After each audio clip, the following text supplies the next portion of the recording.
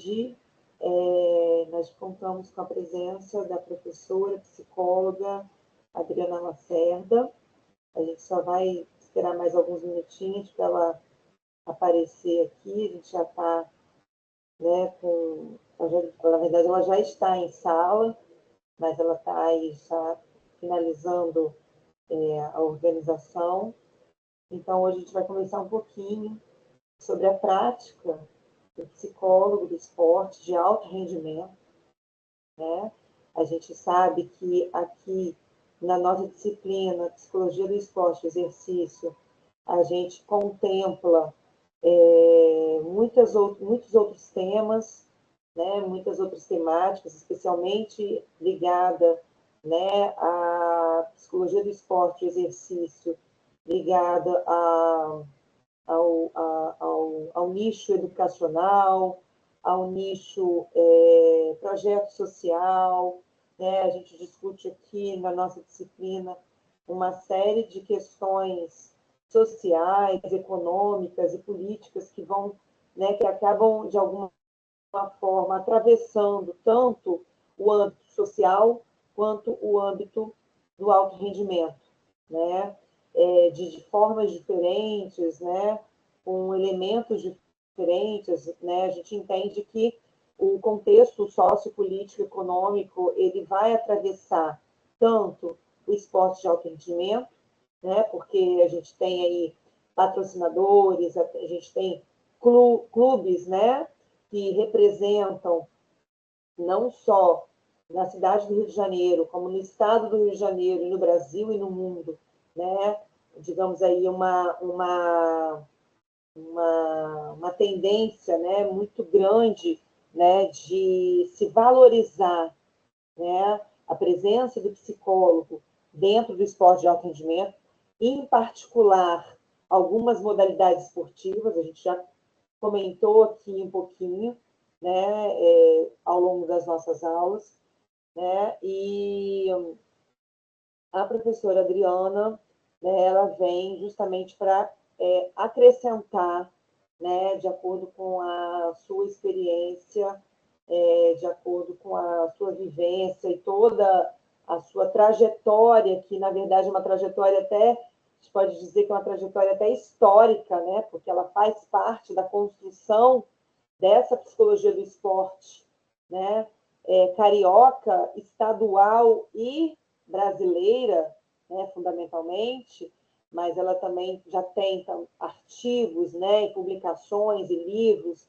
também sendo publicados e comercializados, né, internacionalmente, né, mas ela é uma das grandes contribuições aqui para a nossa psicologia do esporte. E que bom que ela é carioca, que bom que ela está aqui perto da gente, né? E que bom que ela pôde estar hoje conosco aqui. Não sei se você já me escuta. Oi, Rei, estou aqui. Oi, tudo bem? Obrigada. Mais Nada, uma vez, você estava me ouvindo aí, a minha introdução. eu vi, fiquei até vermelha aqui de vergonha. Não, está nada vermelha. Então, com vocês, gente, eu vou deixar, Adriana, para você se apresentar, né, falar um pouquinho aí da sua formação, do seu currículo, né, para você efetivamente entrar aí nesse mundo, nesse universo que é a psicologia do esporte de alto rendimento. Então, gente, com vocês, professora de Lacerda Amaral Miranda, a querida Adriana Lacerda. Obrigada, Rei. A gente brinca, né? Vou chamá-la de Rei porque é mais forte que eu. Então, já são alguns anos aí de amizade e para mim é sempre uma honra, né? Poder participar, enfim, compartilhar um pouquinho, né? Eu, ao 2011, não, 2017, fiquei trabalhando na Veiga também, tinha muito carinho por essa disciplina, né, de psicologia do esporte. E fico feliz, assim, com cada vez mais, né, assim, vocês estão diante de uma pessoa muito competente aí na condução dessa disciplina.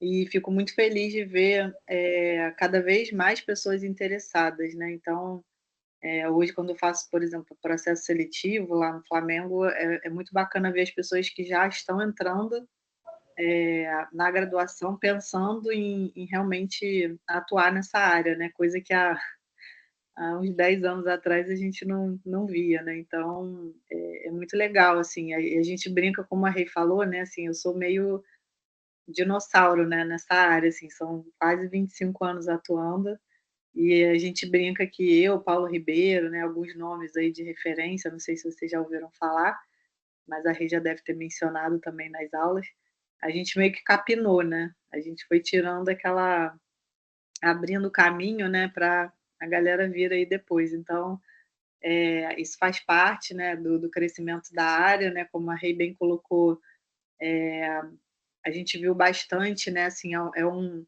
é uma área aplicada da psicologia, né, e ela fala do alto rendimento, que é majoritariamente onde eu atuo, né, desde que eu comecei como estagiária. Então, é desse lugar que eu vou falar, né, minha experiência ela é 100% com o alto rendimento, sempre foi e acho que sempre será. Então, trabalhei com alguns projetos sociais, né, até na própria Veiga, quando tinha equipe de estágio, eu supervisionava alguns projetos sociais, onde a gente tinha estagiário, mas confesso que o lugar, para mim, assim, mais confortável acaba sendo o alto rendimento, né? E aí, enfim, fazer uma breve. Eu ia falar isso, que daqui a pouco pode ser que algum dos meus filhos entrem aqui, mas a gente sabe que é o home office, né? Então, quem que está aí atrás, gente? A Não vi. Laura, né, Laura? Acabaram de chegar Ah, da escola, que estão bom. aqui já pipocando, É, né? Faz parte, né? O faz meu parte. não é meu filho, então eventualmente pode ser que ele entre aqui, então não se assustem, tá? Com É, certeza faz parte. né? Mas, assim, é muito bom, Dri, para a gente. Eu fico muito feliz, né? Quando você aceita aí o meu convite. Periodicamente, né? Periodicamente, você não falta, né? Todo semestre, né? Uma participação aí fundamental para a nossa disciplina. Tá? Manda um beijinho, Laura. Manda um beijinho e vai tomar banho. Fala, beijo. Beijo, minha linda. Adoro fazer uma treta. É aparecer, né? Já notamos. Linda. Mas é muito bom, né? Porque assim, a gente. É o que eu falo aqui com eles, né? Como a minha formação sempre foi de psicologia social, né? Eu atendo, né, uma pessoa, né?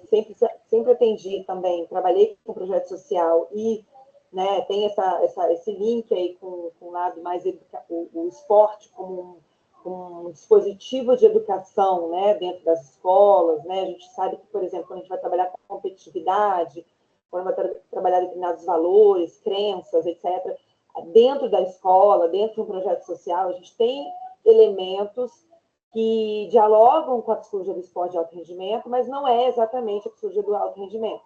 Né? Então, tem, assim, especificidades, né, que dizem respeito a cada um desses nichos, mas que, de alguma forma, eles também dialogam. Né?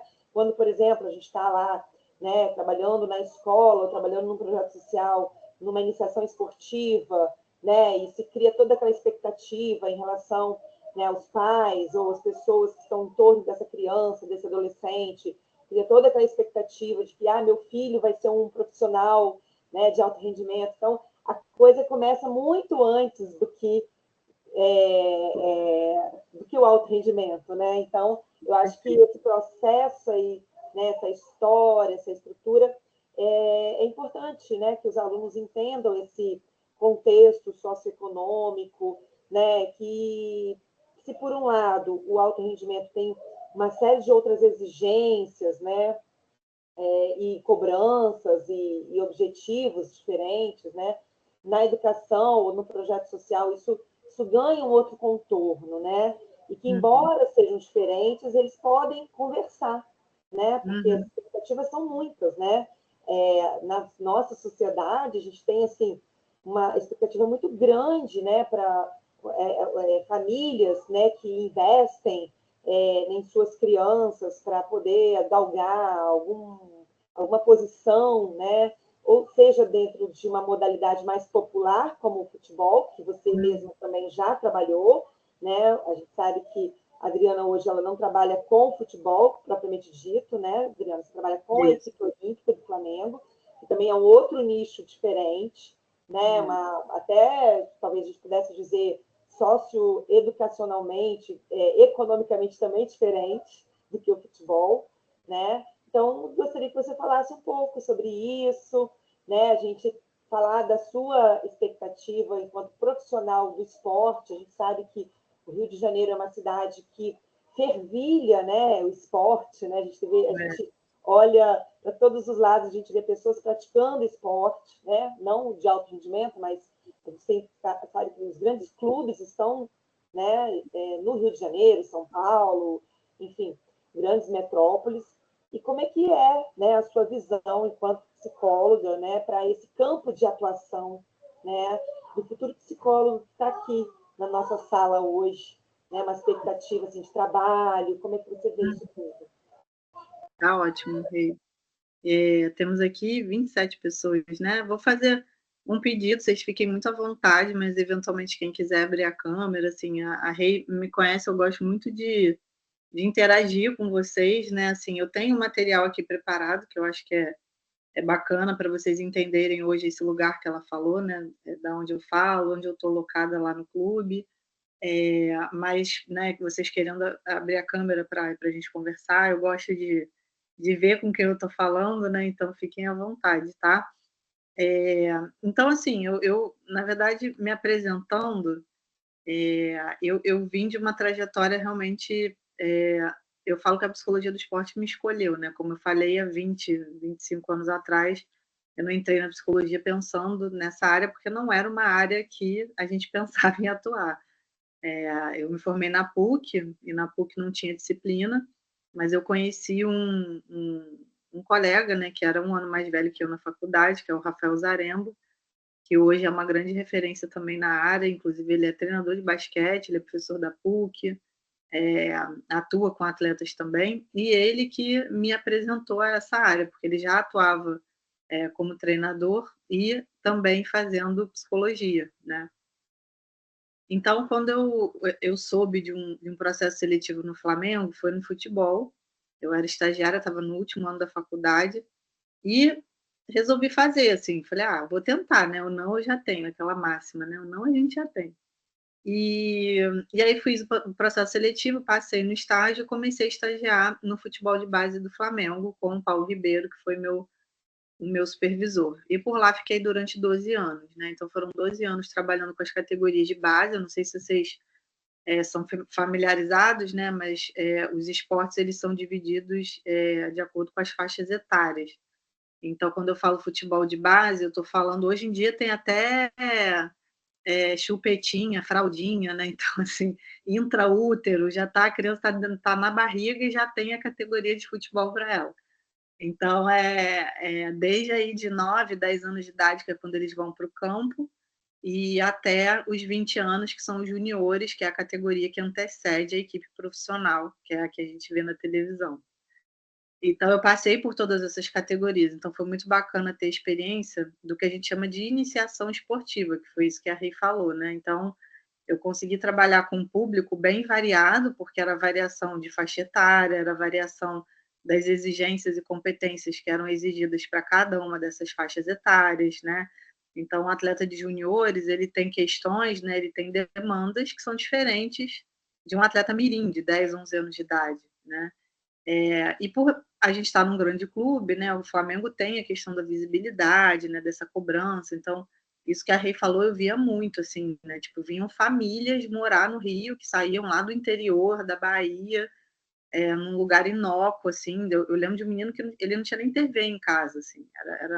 Era bem ermo, né? E, de repente, vem para um grande centro com uma expectativa de se tornar um jogador de futebol. E a gente sabe que o censo da bola diz que 1% dos jogadores profissionais é que fazem um contrato onde eles ganham mais de um salário mínimo.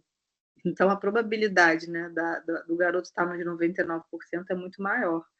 Então, trabalhar com isso, né, assim, exige esse profissional para estar ali dando esse suporte, não só para os atletas, né, mas para as famílias também, para o próprio clube.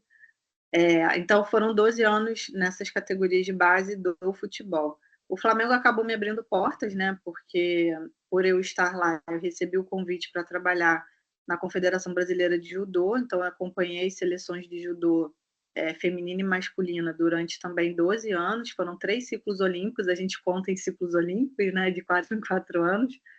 Então, eu tive em Atenas, em 2004, depois eu tive em Londres, em 2012, 2008 eu não fui para a China, que eu estava grávida do meu primeiro filho, e meu último ciclo foi no Rio, em 2016. Então, foi 2016. E, em paralelo, não só o judô, mas também trabalhei com a seleção brasileira de nado. Hoje é nado artístico, né? Não sei se vocês chegaram a acompanhar nas Olimpíadas, né? É um esporte que não é tão popular, o Brasil não vigora aí entre os top 10 do mundo, mas a gente chamava de nado sincronizado, agora é nado artístico. Então, fiquei na seleção durante 8 anos também, acompanhando a seleção brasileira, e a gente teve a oportunidade de participar dos Jogos do Rio, 2016, pela primeira vez como equipe, porque éramos o país sede. Então, o país sede, ele herda algumas vagas, né? Então, é que as pessoas perguntam, mas eu nunca vi o nado brasileiro nas Olimpíadas. A gente, infelizmente, não consegue classificar por ranking, né? Então, às vezes, pode ser por vaga continental, mas aí a competitividade aí é mais acirrada, né? A gente tem outras equipes que também ficam ali na briga com a gente. E no Rio 2016, por sermos o país sede, a gente conseguiu competir e eu vivenciei esse momento histórico, né? E foi muito bacana, porque de um lado eu tinha a equipe de nado, que não tinha nenhum tipo de pressão por medalha, porque a gente era bem realista, né? Assim, a meta era fazer o melhor que elas podiam, né? E isso gerar uma pontuação que fosse uma pontuação que a gente falasse, a gente deu tudo que a gente podia. Mas era passar dos Estados Unidos, passar de determinada equipe, né? Não tinha questão da medalha. E, em contrapartida, eu estava, né, com o judô em 2016. Só um minutinho, gente. Peraí, só fechar aqui a porta.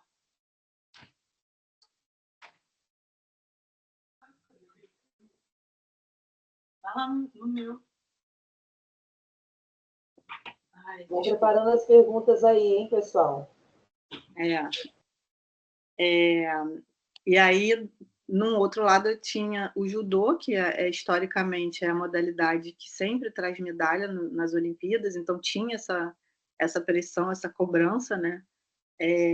Então foram duas vivências assim antagônicas e as duas muito enriquecedoras de maneiras diferentes, né? Então vivenciar esses dois polos assim me deu muita bagagem, né? Assim para entender essas diferentes demandas, né? E aí, ao longo do meu caminho, né, eu fui trilhando, a Rei falou, né, assim, essa parte acadêmica sempre foi uma área que eu sempre gostei, na verdade, então fui, né, fazer minha especialização, fiz na Castelo Branco, em Psicologia do Esporte, depois eu fiz o meu mestrado em Educação Física, porque não tinha mestrado em Psicologia do Esporte na época, fiz, na verdade, em Ciência da Motricidade Humana. E em 2017 fiz o meu doutorado lá na PUC também, em psicologia clínica, mas consegui fazer um projeto dentro da área da psicologia do esporte, que foi o desenvolvimento de um instrumento de medida de clima motivacional para alto rendimento. Então, eu criei, né, esse questionário e aí a área acadêmica sempre veio a reboque, assim, né, sempre, né, dando aula, né, então passei pela Veiga, eu tenho um curso com Paulo Ribeiro, né, um curso de formação que a gente dá em neurociência e psicologia do esporte e do exercício, e também sempre fico muito ligada nas associações, né? A gente tem, hoje eu sou parte da diretoria da ABPEX, que é a nossa associação nacional, nós temos duas, né? A ABPEX e a Abrapesp, e a gente tem um congresso no final do ano em Campinas, aproveito e já faço o jabá aqui para convidar vocês, depois eu boto aqui vou botar o @, ABPEX. Isso, bota sim. Botei no chat aí. Vocês podem dar uma olhada, enfim, é o nosso congresso que acontece de 2 em 2 anos, então é uma oportunidade muito bacana de troca, né, de conhecimento, de networking. E tô também, assim, agora momentaneamente a gente está parado, mas é a Soperj, que é a nossa associação aqui do Rio de Janeiro.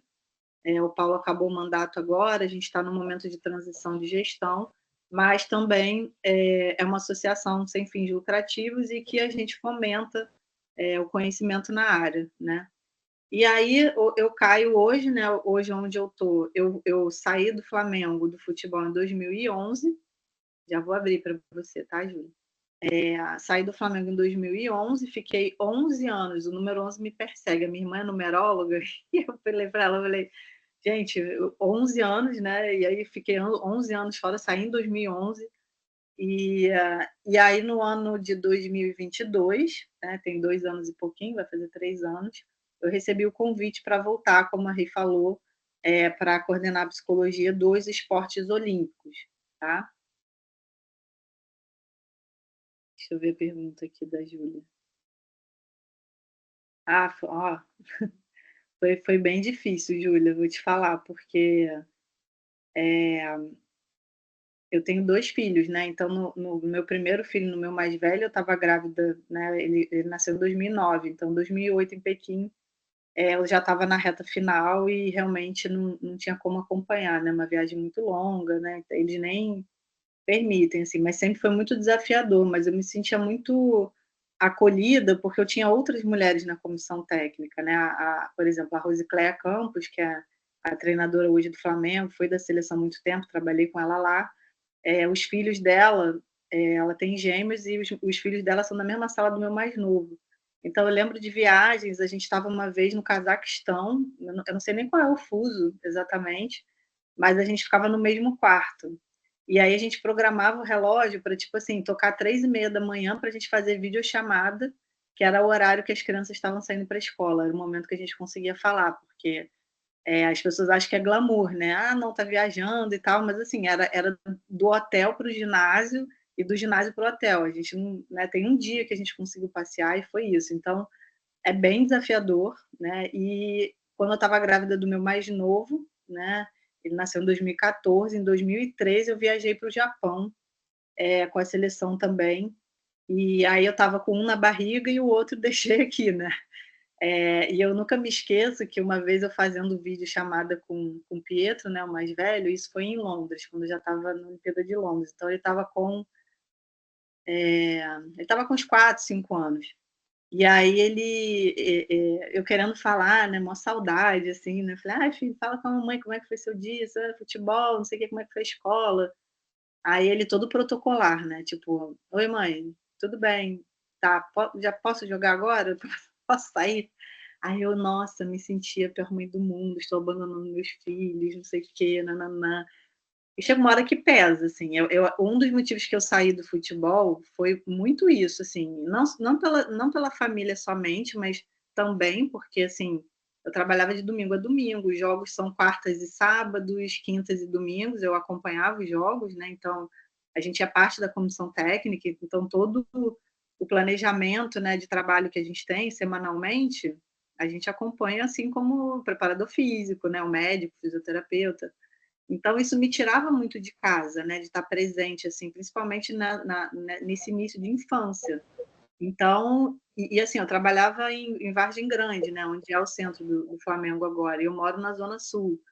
E aí eu lembro eu grávida do meu mais novo, voltando de carro, eu parava em todos os postos de gasolina para fazer xixi, porque, assim, era trânsito, né, assim, eu demorava, às vezes, tinha um dia que eu demorei 3 horas, 3 horas e meia para chegar em casa, né, e isso que eu tinha carro, ainda era um luxo, digamos assim, né.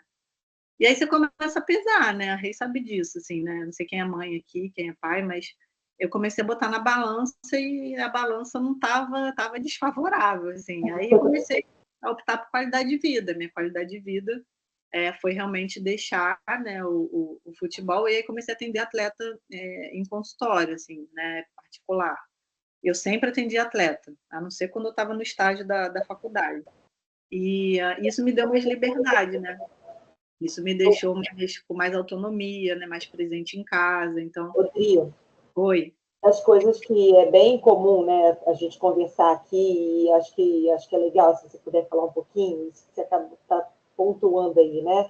Você deixou de trabalhar, né, num clube e começou a atender atleta. A gente sabe que dentro de um clube, né, enquanto o esporte é uma modalidade coletiva ou até sendo uma modalidade mais individual, né, como por exemplo o judô, né, a gente tem uma modalidade, não sei se tem mais, né, mas é uma parte da competição pode ser coletiva, por equipe, né, e Aham. a parte individual. A gente sabe que dentro do clube, né, o trabalho do psicólogo, ele tem algumas características, né, para trabalhar essa questão do coletivo, né, da equipe como um todo, né, inclusive a própria equipe técnica, etc.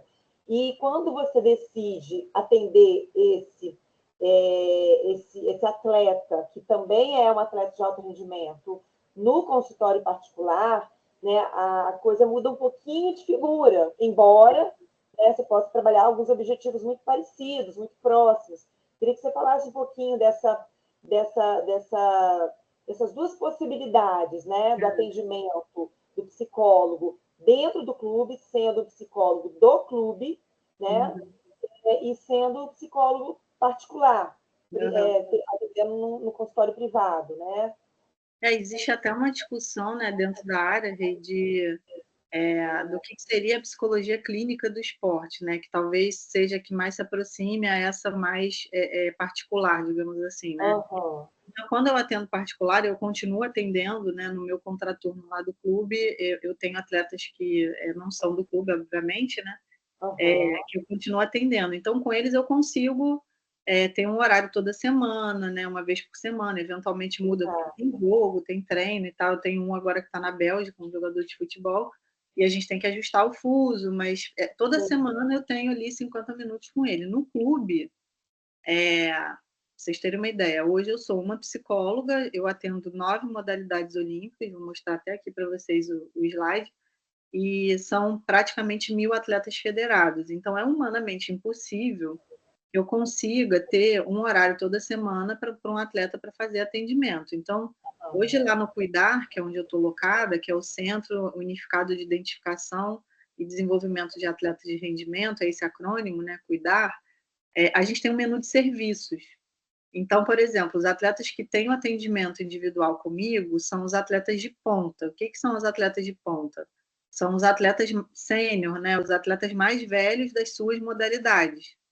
Porque eu não consigo atender dos mais novos até os mais velhos. Então, isso é uma condição, isso limita muito o trabalho. Então, acaba que dentro do clube a gente tem, claro, um viés muito mais de preparação psicológica, eu diria. Então, eventualmente, se eu tenho algum caso patológico, né, algum caso de transtorno mental, alguma coisa que eventualmente transcenda a área esportiva, a gente faz esse encaminhamento por conta dessa limitação, né? Então, às vezes, assim, eu fico. Às vezes o atleta viajou, está em competição, eu fico 2 semanas sem vê-lo, mas eu estou no treino, então eu consigo acompanhar minimamente, mas não tem o setting, né, formal, eventualmente, né, do consultório, da hora marcada, dos 50 minutos. Lá no clube a gente tem 30 minutos de atendimento, e primeiro atendimento são 50 minutos. Mas o que eu gosto sempre de frisar é que, mesmo tendo esse olhar, que a gente acaba priorizando mais o lado esportivo, não tem como a gente deixar de não falar, né, da questão familiar, da questão social, da questão financeira, da questão amorosa, enfim, de ver esse ser humano como um todo, né, uma forma holística. Então, eventualmente, a gente também acaba trazendo essas questões até para a gente conseguir entender o funcionamento desse atleta enquanto sujeito atleta. Mas a caracterização do trabalho, ele não seria um trabalho de terapia, né? Então, eu acho que isso fica bem claro, assim, são públicos diferentes. Então, se a gente entende que esse atleta ele tem uma necessidade, ou ele tem alguma questão, ele tem algum transtorno, ou alguma psicopatologia, a gente faz esse encaminhamento, eu acho que é até uma forma justa, né, ética, porque a gente não dá conta de fazer isso lá, e aí a gente, enfim, encaminha dessa forma, tá? Tem algumas pessoas aqui. O Fábio, acho que dando prosseguimento nisso que você está falando, né, pergunta se você trabalha sozinha no clube ou tem uma equipe de psicólogos, né? A Isadora, ela retoma um pouco o assunto anterior que você estava colocando, Adriana, sobre o seu trabalho durante as Olimpíadas. Era mais uma dinâmica de grupos nas equipes, era algo mais clínico, Uhum. então acho que contempla aí um pouco essas duas questões. Ótimo. Eu vou, para ajudar a resposta, eu vou só pedir autorização aqui para vocês para eu compartilhar o slide, porque aí eu acho que eu consigo responder as duas perguntas, tá? É Fábio e quem é? Fábio e Isadora. Fábio e Isadora. Tá. Você precisa de alguma coisa para poder compartilhar? Se você quiser, eu compartilho por aqui também. Parece que Vê já se está vai. indo, já foi, Eu já estou abrindo foi. aqui, não sei se vê se vai aparecer para Não, está você. indo, apareceu já. Mas está a tela cheia para vocês ou está com as anotações? Tá com Não, a está tela cheia. Ai, que engraçado. Gente, eu não vi essa versão, não. Para mim, não está a tela cheia. Eu consigo ver vocês, consigo ver o chat e ela está minimizada. Ótimo. Não sabia que Não, podia. aqui também eu consigo ver vocês e o chat. Mas a tela está cheia, A né? tela está cheia, exatamente. Ótimo. Eu vou pular aqui que tinha apresentação, mas eu já me apresentei. Aqui a gente tem hoje, como eu falei, né? Esse número está desatualizado, mas a gente chega perto aí de 990 atletas. Hoje o Flamengo é uma potência, né? A gente teve um excelente resultado agora nas Olimpíadas. 3 medalhas, né? 3 medalhas, assim, a medalha de equipe da ginástica, né? Que eram 4 atletas nossas. A medalha da Rafa, né? No judô em equipe também. E do Isaquias, né? Então, se a gente fosse pensar até em país, né, o Flamengo estaria bem ranqueado aí no quadro de medalhas se a gente fosse um país, né? Então, isso carrega ainda mais responsabilidade para os nossos atletas. Então, essas são as 9 modalidades que a gente tem nos esportes olímpicos, né? Basquete, ginástica, nado, polo aquático, natação, judô, vôlei, canoagem e remo. Eu sou a referência para 3 modalidades, que é o basquete, a ginástica e o remo. A gente teve que criar um critério de prioridades, né? O remo, porque é estatutário, é uma modalidade que ela sempre vai existir no clube, sempre tem muita tradição, né? O remo aqui no Flamengo, no Rio, né? Então, é uma modalidade que tem um aporte financeiro muito grande, assim como o basquete. E a ginástica, acho que é notório, né? Assim, o Flamengo ele é um produtor aí de campeões, né, na ginástica, então é uma modalidade que a gente tem aí uma equipe interdisciplinar toda voltada para a ginástica, né, para dar esse suporte. Aqui, como eu falei, ó, o Cuidar, a gente tem, como se fosse um centro, né, multidisciplinar. Então, a gente tem atendimento de fisioterapia, a gente tem medicina, massoterapia, nutrição, psicologia, serviço social, e acaba que para os atletas que são federados, eles têm acesso ao Cuidar, e esse levantamento foi do ano passado, 30,2%, né, dos nossos atletas hoje federados, eles não têm plano de saúde, então o Cuidar acaba sendo o único acesso a exames médicos, né, a exames de sangue, a avaliação fisioterápica, né, a psicologia, enfim.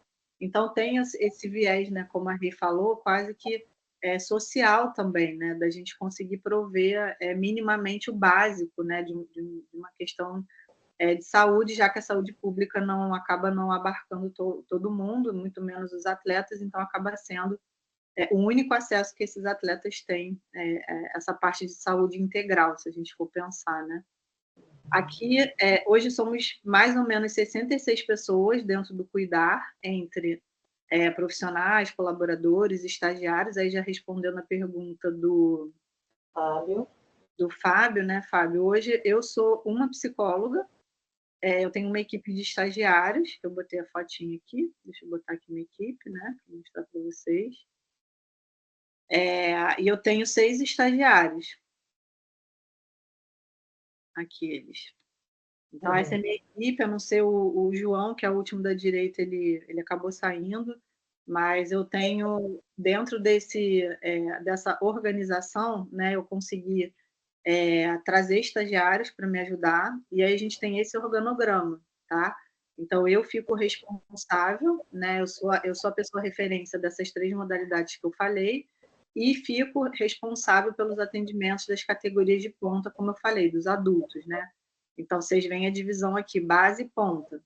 A base das modalidades, elas são atendidas pelos meus estagiários.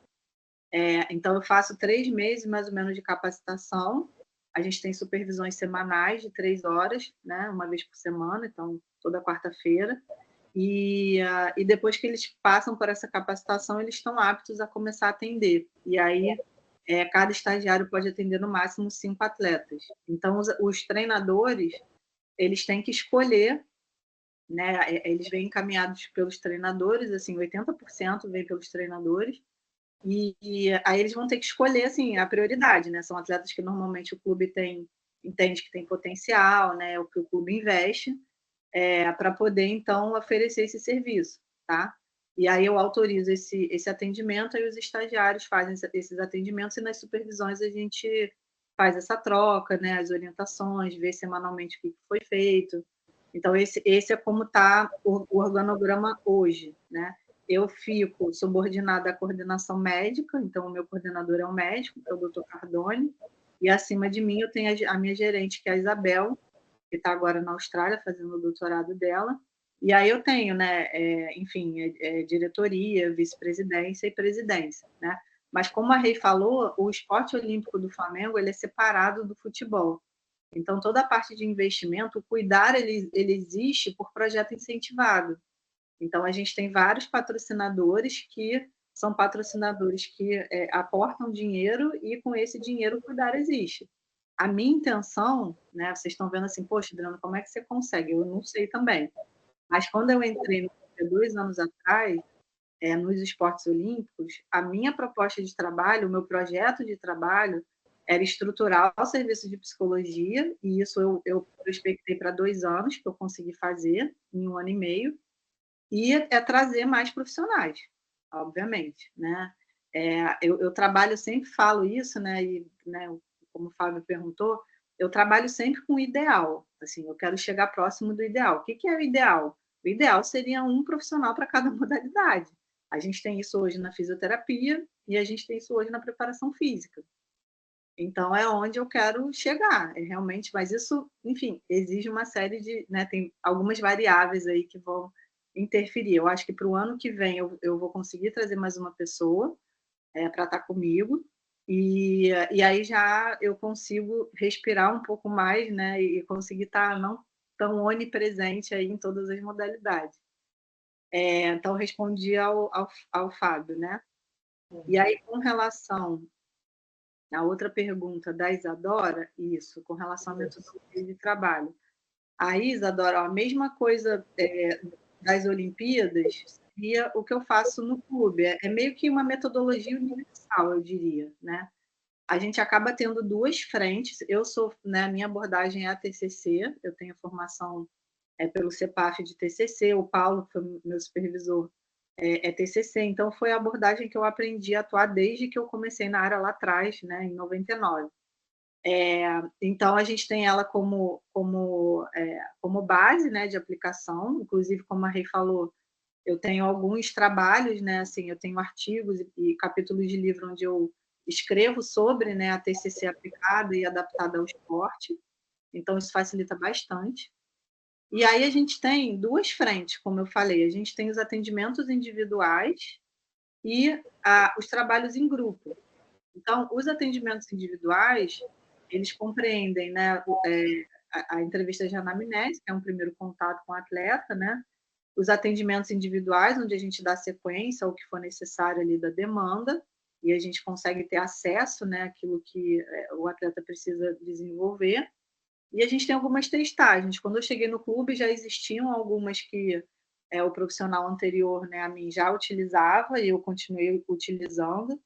A gente tem um software muito bacana que é o YouBrain, que é um software de avaliação de funções executivas, então a gente consegue avaliar a tomada de decisão, concentração, atenção, memória de trabalho, e aí todos esses atletas da ponta, eles fazem essa avaliação, é como se fosse uma avaliação de pré-temporada, né? Então todo início de ano eles têm que fazer esses testes.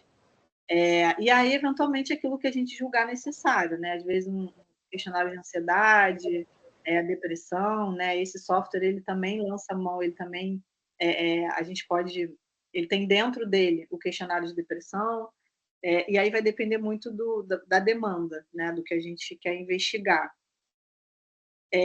E com relação às intervenções coletivas, aí te respondendo, fundamentalmente são ações em grupo. A gente faz muito isso na base, a base tem muito mais, como eu falei, a gente tem a limitação do número de atendimentos, que são 5, né? Atendimentos individuais, mas a gente acaba tendo muita ação coletiva. Pra vocês terem uma ideia, a gente fez agora o levantamento dos indicadores do primeiro semestre, juntando as 9 modalidades, a gente fez 137 ações. Essas ações, elas podem ser tanto dinâmica de grupo, rodas de conversa, a gente faz muita roda de conversa, palestras, né, trabalho psicoeducativo, reuniões, enfim. Então, a gente categoriza, né, essas ações, e elas vêm... E aí é uma coisa minha, tá, gente? Assim, eu, Adriana, e não quer dizer que seja melhor ou pior do que outros profissionais fazem, mas eu gosto de trabalhar por demanda. O que é isso? Quando surge, assim, por exemplo, vamos fazer uma ação, uma atividade com o nado artístico. Aí eu falo com a Duda, que é minha estagiária. Então, vamos lá, você vai na técnica do júnior, por exemplo, da categoria júnior, e vai discutir com ela o que vocês têm observado de dinâmica. Então, a gente não tem... tem dinâmica com a psicóloga toda semana. Não necessariamente. O único que eu tenho isso é a ginástica artística, porque a gente não tem a categoria adulta lá, né? As meninas, né? A Rebeca, a Flavinha, a Jade, a Lohane, elas treinam no Centro Olímpico, né? Elas ficam muito pouco no clube. Então, as mais novas, a gente entende que de 15 em 15 dias, se a gente fizer uma roda de conversa, elas, assim, elas já amam, porque a vida delas é uma loucura, gente. Assim, elas treinam de manhã, aí vão para a escola, né, à tarde, voltam para o clube para treinar. Então, elas ficam ali de 8 a 9 horas por dia. Então, não tem esse momento de parar para... vamos falar sobre o que está acontecendo, o que vocês estão sentindo, como é que vocês estão vendo. A gente tem agora um campeonato brasileiro, em João Pessoa, e a gente usa esse momento em grupo, às vezes, para isso, para elas trazerem as demandas. Não necessariamente a gente vai ter, vamos fazer uma dinâmica de concentração. Mas elas já são concentradas, então, às vezes, não é uma demanda, né? E aí fica aquela coisa meio... nervosa, assim, aquela coisa meio chata mesmo. Então, isso é como eu, Adriana, trabalho. Então, os meus estagiários e eu também, a gente atua em muita consonância, muita conexão e troca com a comissão técnica, para entender o que faz sentido para eles também, o que eles estão vendo. Porque, no fundo, assim, hoje meus estagiários, eles ficam... são 6 horas diárias de estágio, né? 20 horas semanais. Então, eles estão muito presentes. Na borda, eles estão vendo o treino da natação, do nado, do polo, eles estão dentro do tatame assistindo o treino de judô, eles estão nas quadras vendo o basquete e o vôlei, eles estão no remo. O remo é mais difícil porque eles treinam na lagoa, né? E aí a gente acaba tendo que, às vezes, ir na lancha, né? Junto com o treinador, porque senão a gente não vê o treino, porque eles entram no barco, vão para a lagoa e não dá para assistir de onde a gente está. Então, a gente acaba tendo que ir no barco também, que é uma experiência muito legal, né? Sim. Então, o Vitor, Adriana, levantou a mãozinha para fazer uma pergunta, e acho que depois dessa pergunta do Vitor Muniz, também o Fábio lança uma outra pergunta, né? Que formação extra ou pós-graduação que você recomenda para quem quer trabalhar na área? Mas antes de responder o Fábio, o Vitor está com a mãozinha levantada. Vitor, quer falar, então? O que eu ia perguntar anteriormente já foi respondido, que era a questão de qual abordagem você utiliza, Adriana. Mas uma outra pergunta seria como você lida com toda essa pressão e expectativa que o atleta ele enfrenta, né? Principalmente agora que tem uma competição que você está supervisionando. Como é isso para você e como você trabalha com o grupo? Olha, Eu diria que eu já estou, eu mesma, né, enquanto profissional, ambientada, calejada, né, desse universo, assim, do que o universo do alto rendimento exige, né. A gente hoje tem uma clareza muito grande de que eu não vou romantizar, mas a gente sabe que é um ambiente inerentemente estressante, a gente não tem como trabalhar sem estresse ali. Eu estou falando de esporte que tem repetições, que tem quedas, que tem pontuação, que tem, né, então, assim, é uma exigência, né, muito grande, assim, para esses atletas. Então, o que a gente procura entender, identificar e poder intervir, né, posteriormente, é exatamente não só nas dificuldades que eles têm, ou eventualmente alguma coisa que a gente precise desenvolver, às vezes uma maior resiliência, né, trabalhar com frustração, lesão, né, a gente atende muito atletas lesionados, né, que acabam tendo essas intercorrências ao longo do caminho. Então, eu até botei aqui, deixa eu botar um slidezinho aqui, que é o nosso objetivo, ó. Aqui, Vitor, eu botei ali, ó, o nosso objetivo. A gente fornece esse suporte para as modalidades, né? Não só os atletas, mas os pais e responsáveis e a comissão técnica também, visando principalmente, claro, o bem-estar, equilíbrio emocional, mas a gente não tem como não considerar o rendimento. A gente trabalha para que aquele atleta ele esteja numa condição psicológica ideal, né, de equilíbrio, de saúde mental, enfim, para que ele possa performar aquilo que ele treina, né? E eu trago vocês estão vendo essa caixinha vermelha do lado? Está aparecendo? Tá, né? Esse dado eu gosto muito de. Eu tenho ele nas minhas apresentações, né, quando eu falo com a comissão técnica, enfim, no momento mais introdutório, e isso está no livro, né, que eu tenho com a Clarice. Esse é o capítulo do livro que foi escrito pelo professor Alberto Filgueiras, onde ele fala da lesão relacionada à saúde mental no alto rendimento. E a gente tem esses dados que são um pouco alarmantes, né? Ele traz ali para a gente que os atletas de elite, esses atletas de ponta que a gente trabalha, eles têm 3 vezes mais chance de ter depressão do que a população em geral, ou algum transtorno de ansiedade. Se a gente já está falando de uma sociedade, né, a gente sabe que o Brasil hoje é o campeão em transtorno de ansiedade na América Latina. E aí a gente pegar o público do alto rendimento e entender que esse público tem 3 vezes mais chance, só isso já justificaria o trabalho da psicologia, né, da gente ter esse apoio, né. E aí o outro dado que ele traz é que são 4 vezes mais chances em relação ao abuso de álcool e drogas recreativas do que a população em geral. Então, eles já são um público que demandam esse olhar, né, esse cuidado. Então, eu trabalho muito nesse sentido, né, de promover, de prover e de desenvolver no meu atleta. Eu acho que a palavra-chave hoje é autoconhecimento. Então, a gente tem várias ferramentas para isso ser feito. Eu posso trabalhar atenção, concentração, metas, né, objetivos, mas se ele não se conhece, dificilmente a gente consegue estabelecer uma meta e ele saber como ele vai fazer para chegar lá, né? Então, o autoconhecimento é uma ferramenta muito importante, né? Eu não sei se vocês, obviamente, acho que vocês acompanharam a Olimpíada, né? E aí, não sei se vocês viram, né? Se chamou a atenção os atletas falando, né, sobre essa parte psicológica. Alguém tem algum relato disso que tenha marcado, de algum atleta que estava nos Jogos Olímpicos agora, que vocês lembrem? Alguém quer falar, gente? Acho que vocês poderiam aproveitar aí a presença. Porque eu acho que a gente chegou até a comentar aqui na nossa aula, né? A gente veio acompanhando aí as Olimpíadas. Isadora está com a mãozinha levantada. Quer falar, Isadora? Então, eu acho que atleta brasileiro, assim, que eu acompanhei, eu não percebi nenhum, mas eu lembro que tinha uns daquela corrida com salto na areia, sabe? Que eu não sei o nome da modalidade, mas eram os atletas, eu acho que europeus, assim, que até as pessoas que estavam, né, descrevendo os jogos falaram, tipo, nossa, ele teve uma trajetória tão legal, e aí, tipo, agora, sabe, ele simplesmente por conta de desequilíbrio, assim, claramente a pessoa treinou, e aí ali na hora não conseguiu, né, por conta dessa pressão. Mas de atleta brasileiro, eu não percebi, mas dos europeus eu percebi bastante.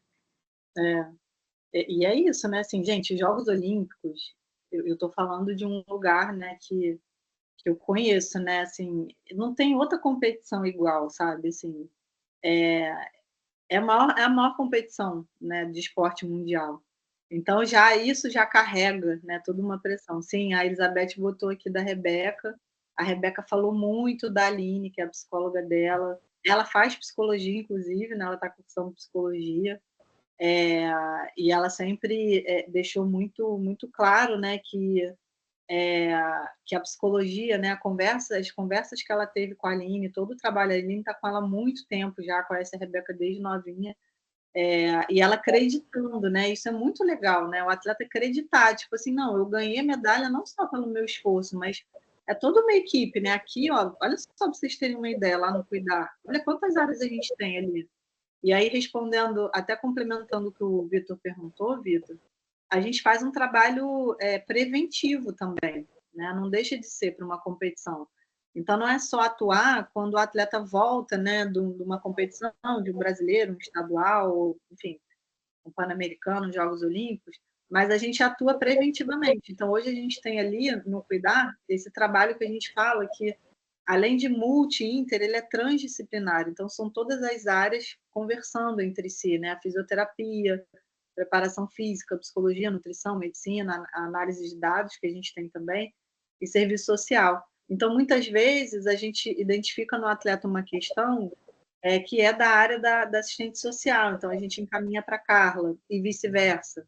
Né? Às vezes, questões familiares, atletas que, apesar da gente estar num clube, né, que está alocado na zona sul do Rio de Janeiro, o Flamengo tem o cunho também social, né? Existem os sócios que estão ali pagando para estar ali, mas para vocês terem uma ideia, assim, a gente tem atletas, eu não estou me recordando agora o levantamento desse ano, mas no ano passado, 50% dos nossos atletas estavam em condição de vulnerabilidade social. Então, atletas do polo, do judô, do remo, é um perfil assim de atletas que, eventualmente, ali o esporte, como a Rei falou, é uma ferramenta, né, muito importante para o desenvolvimento deles, não só enquanto atletas, né, mas enquanto sujeitos. Então, eles estudam, né? O Flamengo tem bolsa de estudo, então eu tenho uma menina da natação que estuda na PUC com bolsa, a gente tem colégio particular, colégio público que tem parceria com o clube, isso tudo fomentado e pelo esporte, né? Então isso é muito bacana. E aí todas essas áreas a gente tem mensalmente a gente tem reuniões com as equipes das modalidades, todas essas áreas que vocês estão vendo aqui, que a gente chama PSD, que são programas de suporte à decisão. E nessas reuniões, o treinador traz algum tema, né, alguma coisa que ele queira solicitar para as áreas, e aí todas as áreas discutem, ou dali sai alguma determinação, eventualmente, né? Então, isso é muito bacana, porque a gente consegue aproximar e tá todo mundo ali alinhado e na mesma página, sabe? Então, ajuda bastante. Né? Adria, a gente Oi. tem duas perguntas, duas pessoas aí com a mãozinha levantada, né? O próprio Fábio, né? E em seguida a Mônica. Acho que talvez seja interessante, já que você preferiu fazendo esse bate-papo, eu estou fazendo aqui, eu estou num esforço gigantesco, para mim é péssimo fazer isso, ficar te cortando. Imagina. Mas, Fábio, você quer falar? Sim, eu vi um exemplo na Olimpíada, um atleta brasileiro que se descontrolou. O cara do tênis de mesa, que teve lá não sei quantos set points para ganhar o jogo, e foi perdendo, depois perdeu tudo dali para frente e não ganhou medalha nenhuma. Não sei se você acompanhou isso.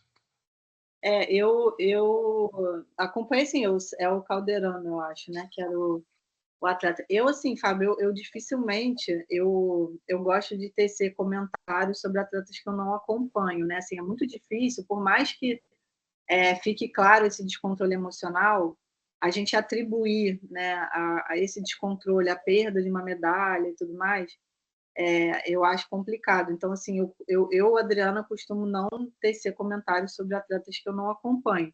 O que eu posso dizer como eu falei, Jogos Olímpicos são Jogos Olímpicos, né? Então, a pessoa que realmente... a gente sabe que hoje, eu acho que, não sei se foi a Júlia que falou, mas, enfim, a gente está muito parelho, né? Na questão técnica, na questão tática, na questão física.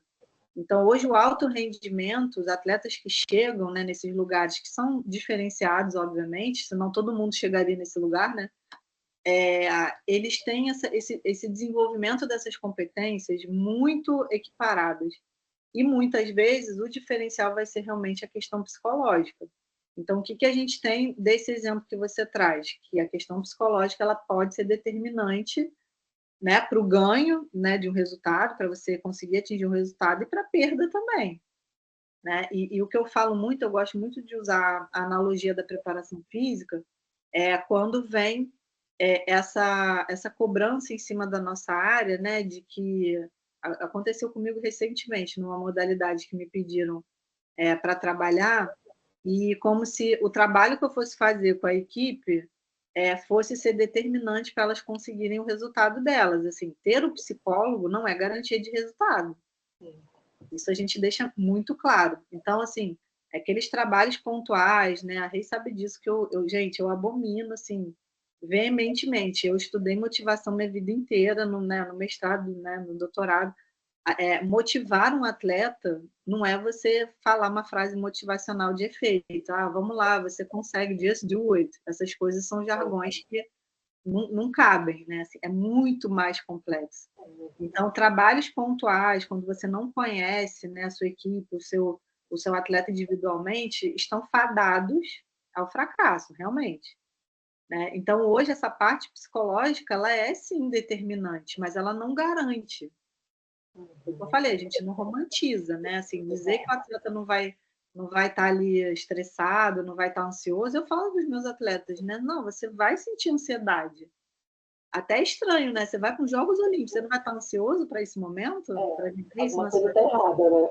Alguma coisa está, não dá aquele friozinho na barriga. A questão é quando é disfuncional. Aí quando traz prejuízo, né? Então é essa leitura que a gente faz, tá? Sim.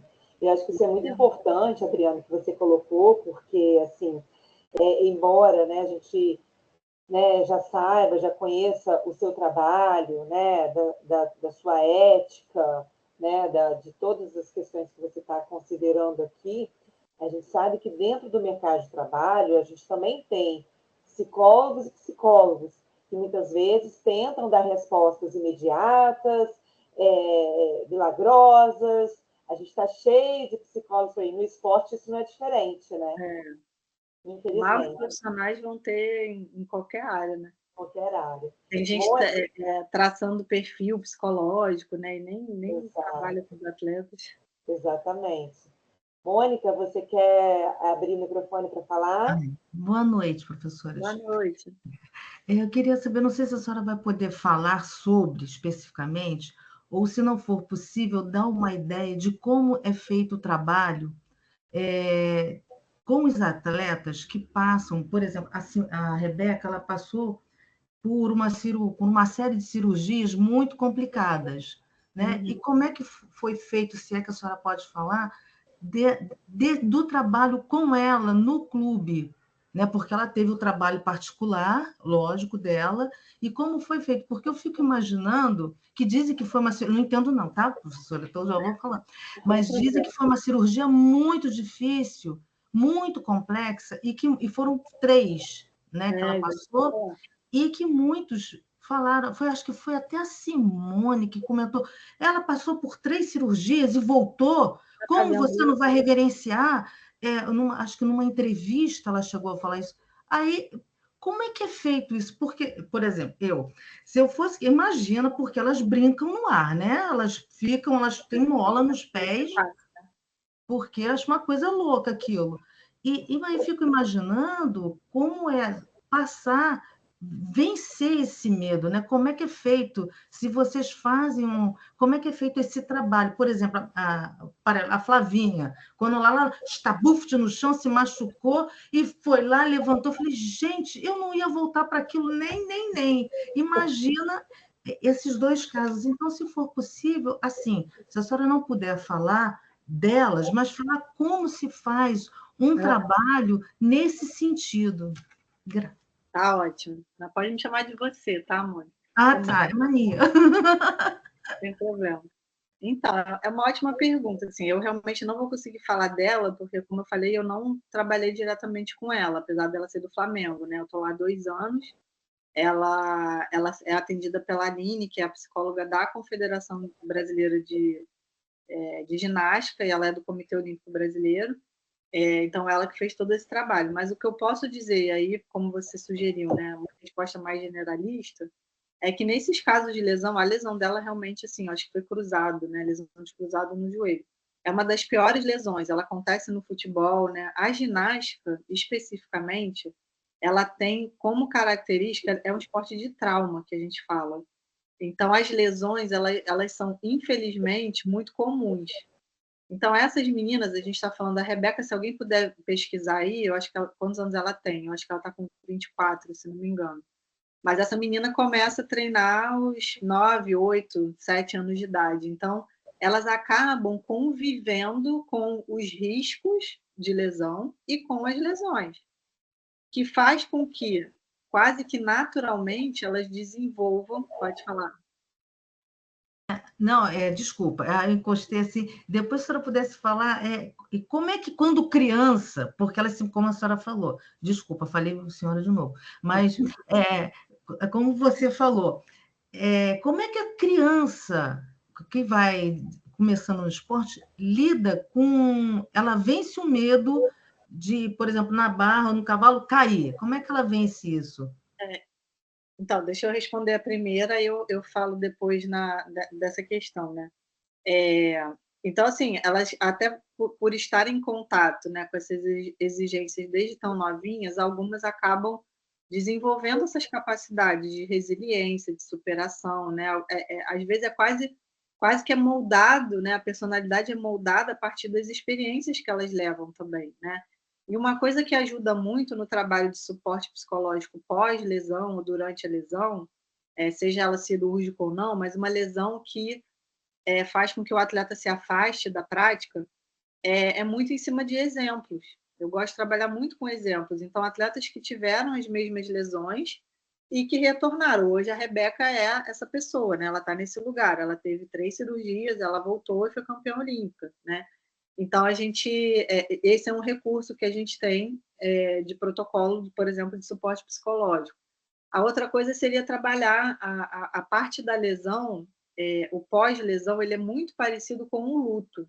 Eu não sei se vocês já estudaram, né, as fases do luto, que são 5 estágios, né? Tem, alguns autores falam em 4, outros em 5, mas eu gosto muito do modelo do Griff, que ele fala, né, da negação, da raiva, da barganha. Então, o atleta que passa pela lesão, ele tem, assim, é compreensível, ou é esperado, melhor dizendo, que ele possa apresentar esses estágios, que seriam os estágios de luto, até ele chegar na aceitação. Então, é muito em cima disso, validando esse sentimento. Eu trabalho muito com a fisioterapia, a parte médica, porque não basta o atleta, é natural ele ter uma perda de autoconfiança, ele se questiona com relação à identidade dele, se ele vai voltar a ser o que ele era antes. Eu acompanho muitos atletas, e às vezes era atleta assim que... vou te dar um exemplo, era um rapaz do futebol até, tinha 17 anos, fez uma cirurgia, já estava retornando aos campos e estava liberado para correr. E aí um dia o fisioterapeuta me chamou e falou: Adriana, olha como é que ele está correndo. Ele ainda estava correndo, sabe quando ficava meio manco, assim, meio não pisando completamente? Só que era um medo psicológico, porque o fisioterapeuta falou: ele já está liberado para apoiar o pé, ele já pode correr. E quando eu fui conversar com esse atleta, ele falou: não, mas eu estou esticando o joelho, eu não estou dobrando. Ele nem se percebia. Ele não estava percebendo que aquilo estava sendo um mecanismo de defesa, né? E nosso cérebro funciona muito assim, né? A gente meio que...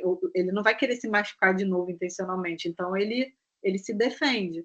Então, isso é natural. A gente entender essas etapas, esses estágios, né, esse funcionamento pós-lesão, ajuda nessa intervenção. Então, esses são alguns exemplos do que eu gosto de trabalhar. Gosto de trabalhar muito a visualização das etapas do processo pós-cirúrgico. Então, o atleta se imaginando, né? Ele está com a, sei lá, tá com a muleta, e depois ele tira a muleta e está sem apoio. Aí daqui a pouco ele está caminhando, daqui a pouco ele está correndo, daqui a pouco ele está com a bola, enfim.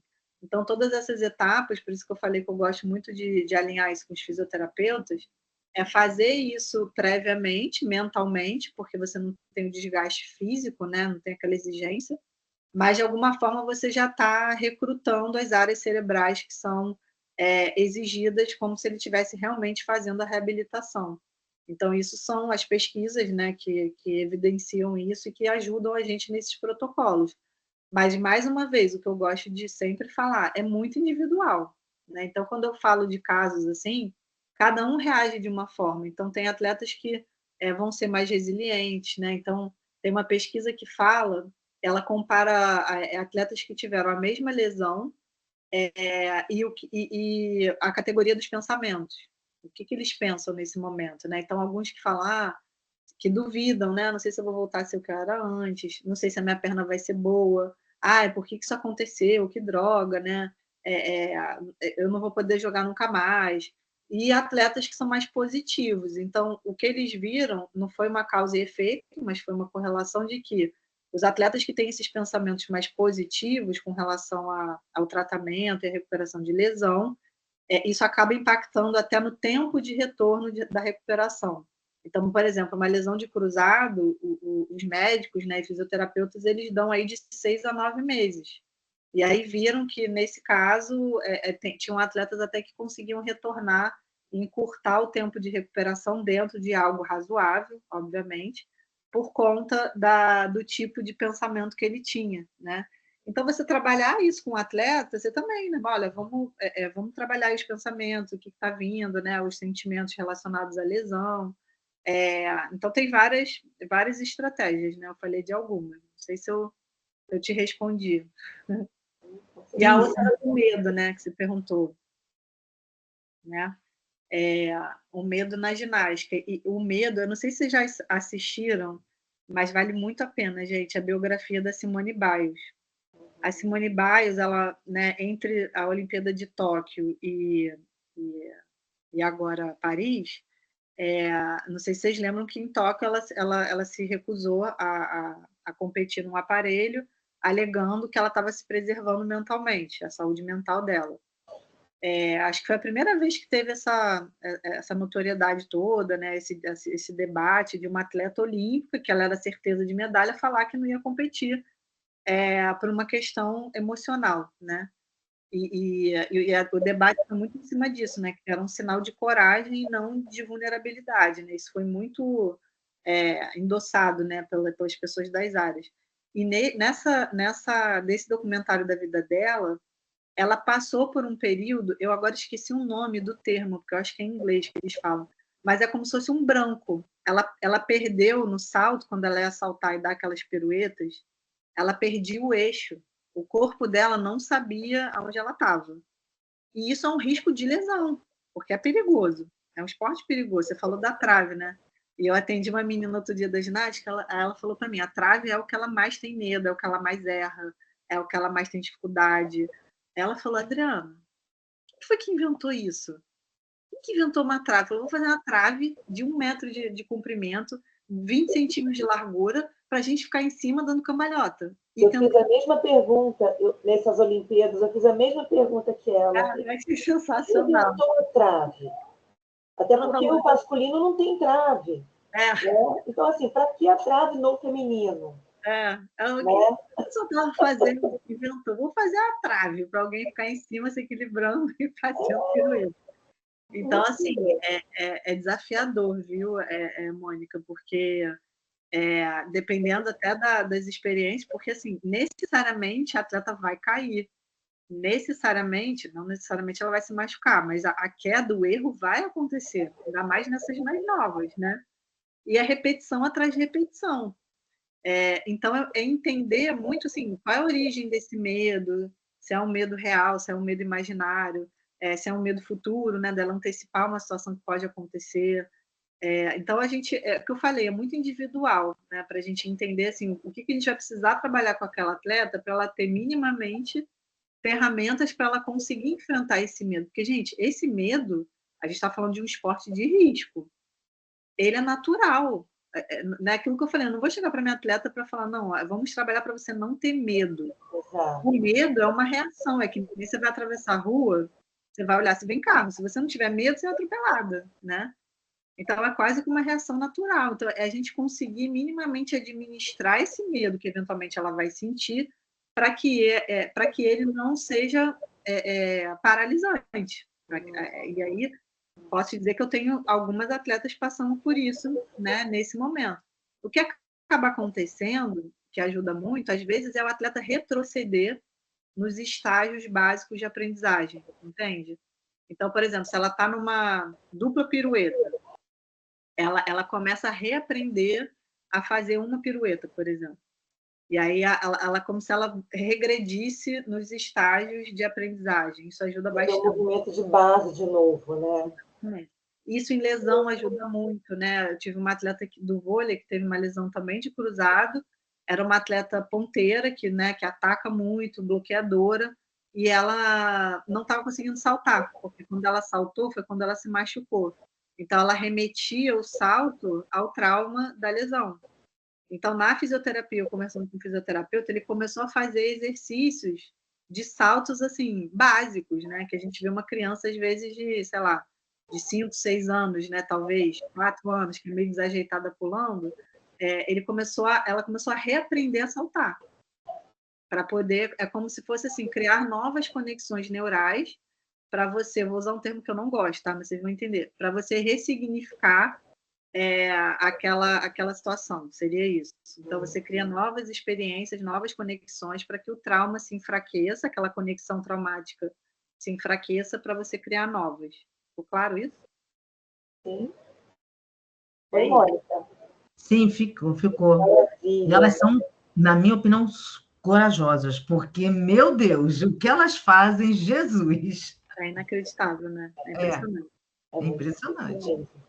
E é isso que você falou, né, Bri? Eu acho que a gente fica sempre tentando, né, pontuar assim, qual é a medida, né? E cada um tem uma régua, né? A medida do medo, a medida da ansiedade, entre o limiar, né, do que é produtivo, o que é funcional e do que é disfuncional, né? Que vai fazer, talvez, até um atleta que teria, aí, teoricamente, uma prospecção, né, muito bacana, muito positiva, talvez até chegar a uma desistência, né, de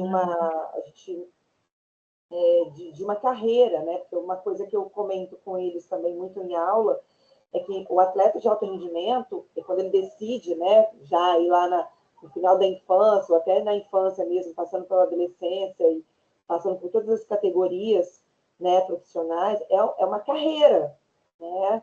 É uma carreira, então tem muita coisa em jogo, né? Então, acho que todos esses elementos, porque às vezes a gente fica pensando, por que é tanto medo, é tanta insegurança, é tanta lesão, e ainda assim o atleta persiste ali naquilo, né? Então, a gente tem aí características de personalidade, né? A forma como foi desenvolvendo ao longo do seu desenvolvimento as suas crenças funcionais, disfuncionais, né? Uma série de questões aí entram em pauta, né? Não dá para a gente atribuir.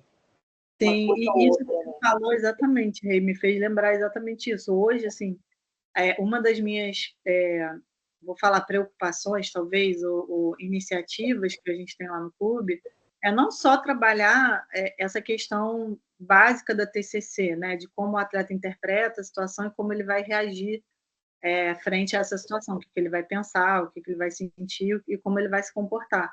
Mas é também trabalhar em prol de um ambiente saudável. Porque hoje não adianta eu dar todas as ferramentas para o meu atleta, né, desenvolver autoconhecimento, a gente falou resiliência, trabalhar técnicas cognitivas, né, de manejo de ansiedade, se o ambiente em que ele está inserido não é saudável. Então, hoje, uma das minhas frentes de trabalho é também com a comissão técnica, né, com o entorno, né, para que a gente consiga minimamente prover um ambiente saudável para que, sim, a gente consiga atingir as potencialidades que aquele atleta pode apresentar.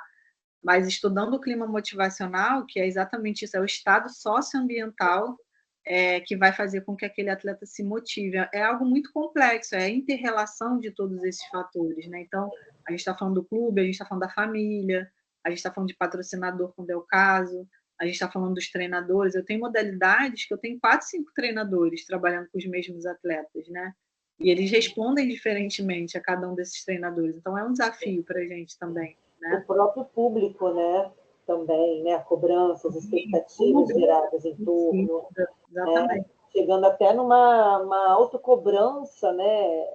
Uma autocrítica, assim, bem forte, né? Porque essa cobrança ela começa a ser internalizada desde cedo, de tal forma que muitas vezes o próprio atleta não percebe o quanto que ele auto se critica, o quanto que ele auto se cobra, né? E que isso também coopera muitas vezes negativamente para o próprio desempenho dele, né? A Rebeca até falou isso numa fala dela, né? Numa das várias. Ela fala isso, que a repórter pergunta, né? Mas como é que você faz com relação à cobrança, né? Ela falou, olha, o que os outros vão esperar de mim eu não tenho como controlar, né? Exato. Mas eu tenho como controlar como eu vou reagir a isso. Aí não sei se vocês viram, né? Que até virou meme, né? A repórter perguntando para ela, o que passa na sua cabeça antes de você competir? Ela, eu fico pensando nas receitas que eu vou fazer quando chegar no Brasil. Tipo assim, ela está ali se divertindo, né? Ela já chegou nesse nível, né? Nesse nível de autoconhecimento, né? Exato. Porque também chegar nesse nível é difícil também, né? Essa conscientização, essa atenção plena, né? Que a gente tanto fala, né? Da técnica de mindfulness, por exemplo, né? Na aplicação do atleta de alto rendimento, né? Trabalhar concentração, memória. Isso não é uma coisa tão simples e tão rápida, né? Quanto muitos se costuma dizer que às vezes o nosso pior inimigo às vezes são próprios grupos de psicólogos, né? Que tentam passos para atingir dicas para ser uma performance ideal. Então é bem complicado. Eu sei, pessoal, que a gente está com muitas outras perguntas aqui também. O Vitor, a Júlia também colocou aí mais uma questão no chat. Mas eu queria também, Dri, para a gente poder ir finalizando a sua fala, né? Porque também você já está aí com 1 hora aí falando sem parar, né? Eu queria que você falasse um pouco, e até remete uma pergunta que o próprio Fábio colocou no chat, da questão da formação do psicólogo do esporte. E aí, puxando o gancho já para a finalização da nossa fala, né, para quem deseja fazer, né, se especializar, se aprofundar mais, né, nessa área da psicologia do esporte, que a gente sabe que é uma área que é tão pequena, e eu lembrei também, como você citou, o Figueiras, né, lá da UERJ, né, enfim, tem até uma ex-aluna aqui, o Matheus, que fez monografia aqui na Veiga, depois tentou mestrado com ele lá na UERJ, passou, e agora acho que já está até no doutorado, se eu não me engano, com o Alberto, né? E aí, além dos programas de pós-graduação, né? Que a gente sabe que não existe, talvez aqui no Rio de Janeiro, um programa específico de psicologia do esporte, mas a gente entra pela psicologia clínica, a gente entra pela psicologia social, a gente entra por vários outros programas. Queria que você falasse um pouquinho do seu curso também, para falar aqui da formação do psicólogo do esporte. Eu acho que o mais importante é a gente entender que a graduação, ela, infelizmente ou felizmente, né, ela não dá conta da gente ter essa bagagem, né, ou que os requisitos mínimos necessários, porque a gente está falando de uma área aplicada de conhecimento. Então, realmente não basta a gente sair da graduação achando que ou porque fez uma disciplina, né, ou que já é um pontapé inicial, mas não é suficiente, eu diria, para essa atuação profissional. Então, o caminho é exatamente esse, né, buscar formações de qualidade, né, a Rei falou do curso, eu e o Paulo, a gente né, o 4º ano no curso de formação, é um curso online, e a gente criou esse curso justamente por ser uma lacuna, né, que a gente identificou na nossa trajetória e ao longo dos anos, de uma formação integral, né, tanto em neurociência e na psicologia do esporte e do exercício, né, então não só no alto rendimento. Hoje, a gente tem, eu estou até numa turma que abriu há pouco tempo agora do curso de pós, que é do professor Carlos Erdi. Então, a gente abriu a turma, começou semana passada, que é uma pós em Psicologia do Esporte e do Exercício. Depois eu posso até deixar o meu...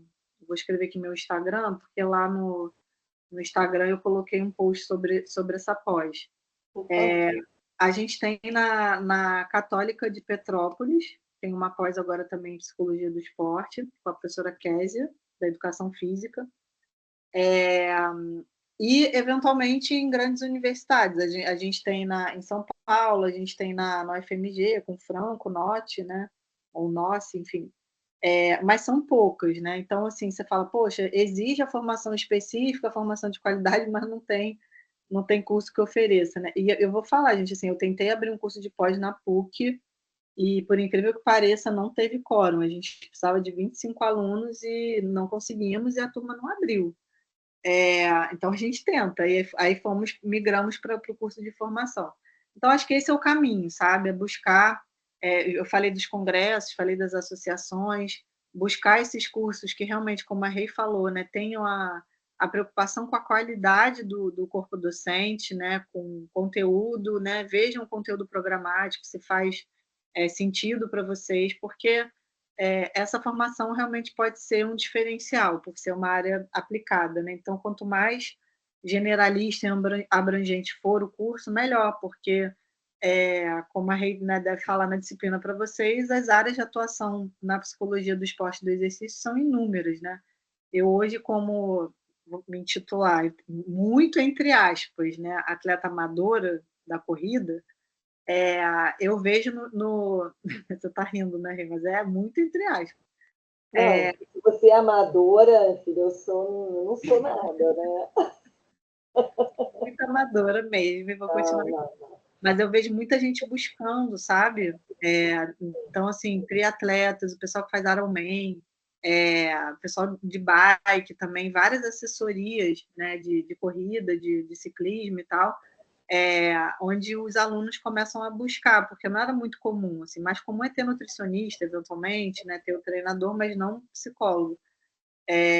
Então, assim, buscar esse conhecimento de qualidade, né, conseguir se especializar na área o mais próximo possível da temática, e, enfim, investir na formação, nos cursos. Tem cursos de curta duração, as associações, lá na BPEX, a gente faz uma vez por mês um curso.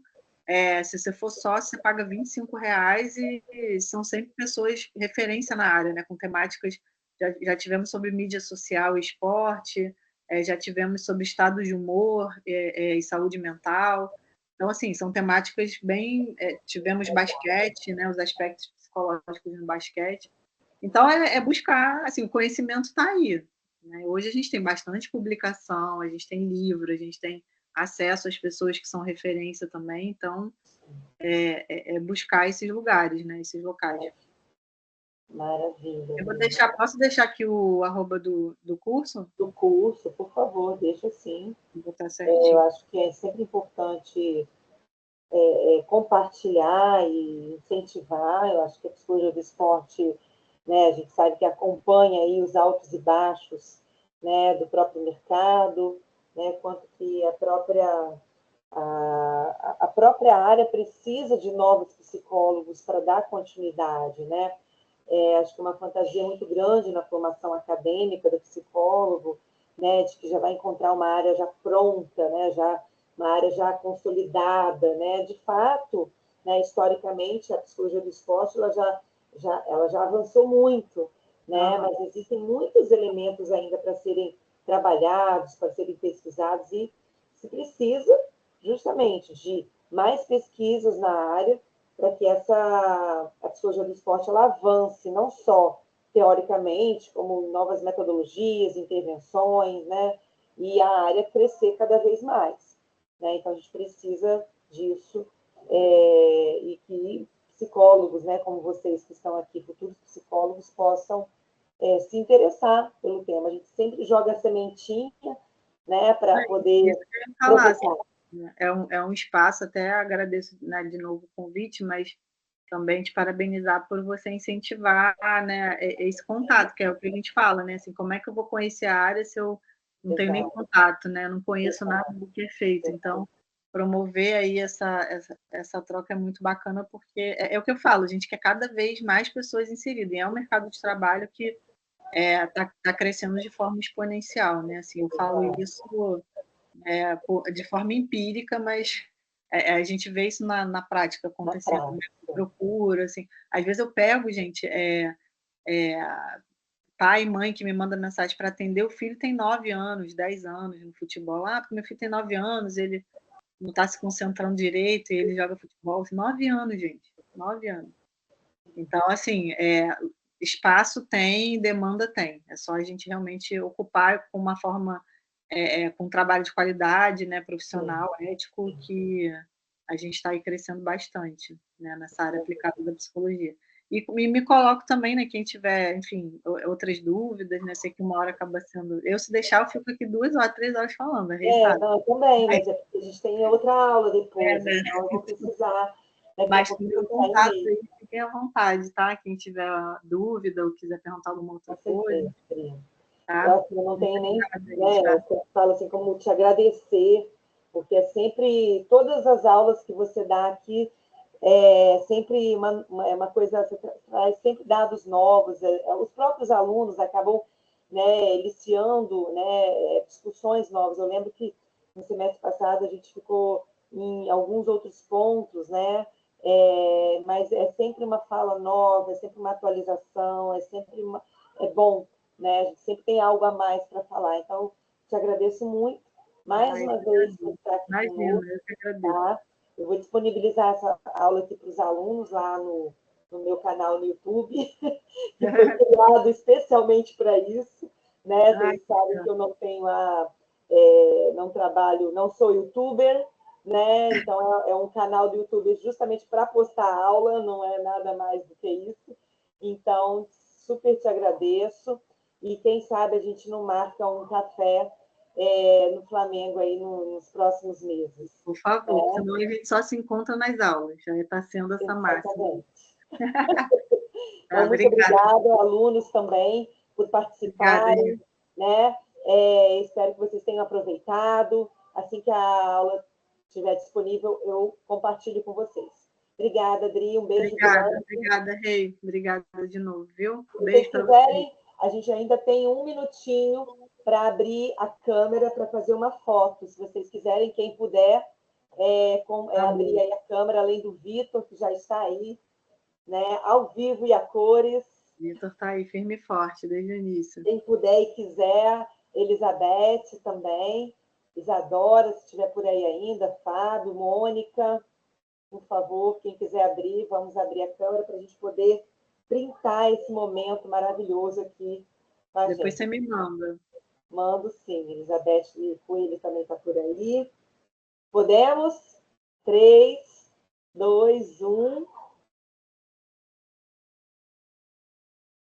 Mais uma vez.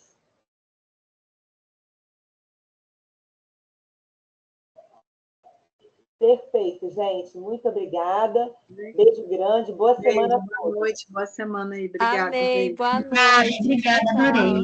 Tchau. Muito bom, Adriana. Obrigado, Reivane. Até a próxima. Obrigada, até a próxima. Tchau, gente. Tchau. Beijo grande. Tchau, tchau.